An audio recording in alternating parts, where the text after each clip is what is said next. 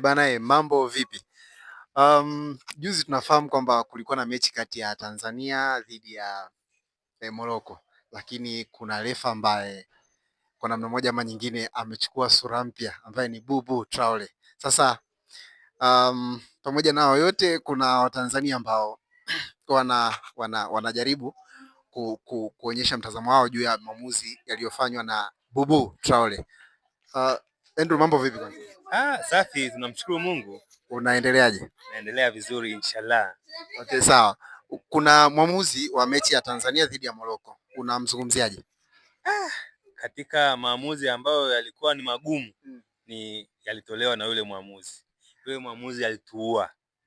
Mwamuzi alituua. Okay, sawa. Lakini kuna watu wanadai kwamba haikuwa penalty, lakini kuna watu wanadai kwamba ilikuwa ni penalty halali na tukanyimwa. Hili unalizungumziaje?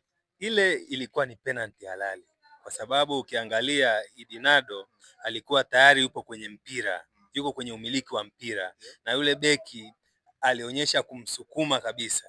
Maana tukio kama lile tunaangalia kwenye mechi zingine, refarii kuna kitu kinaitwa VAR, anaenda kudhihirisha kwamba je, ile tukio limefanyika, mgusano umefanyika, lakini tunashangaa refarii hakwenda hata kuangalia, hata mawasiliano hayakuwepo na waongoza VAR pale. Kwa hiyo ikawa tumekuwa na nini na mshangao kabisa pale.